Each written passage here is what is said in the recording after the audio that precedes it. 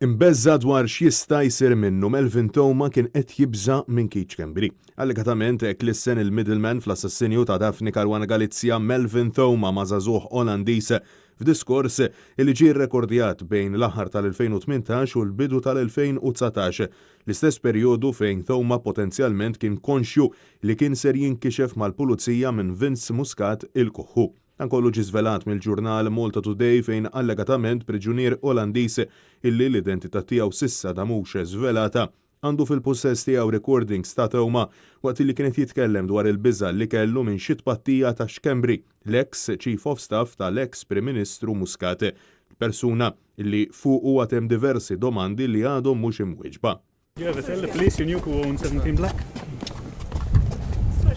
Edward Cicluna kien gideb meta kien qed jitkellem fuq Vitals.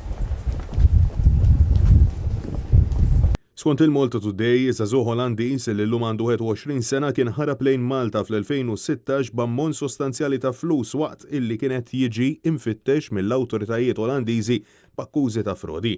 Rapporti jindikaw li tul ix-xhur twali li għex f'pajjiżna l-barrani għamel ħbieb ma' Melvin Thoma waqt illi żagħżugħ kien iberbaq flusu Port Tomaso u l-middleman kien imexxi l-istazzjon ta' taxis bojot fiż-żona. Malta Today huma informati li aktar kmieni din il-ġimgħa l-avukati tan-negozjant Jorgen Fenech akkużat bil-kompliċità fl-assassinju tal-ġurnalista Daphne Caruana Galizia sifru lejn Amsterdam sabiex jisimgħu dawn ir-recordings. Madankollu mistoqsija mill-istess ġurnal, ir-rappreżentanti ta' Fenech ma konfermawx u lanqas xaħdu l-eżistenza ta' dan kollu bilan illi jirrispettaw il-proċeduri tal-qorti.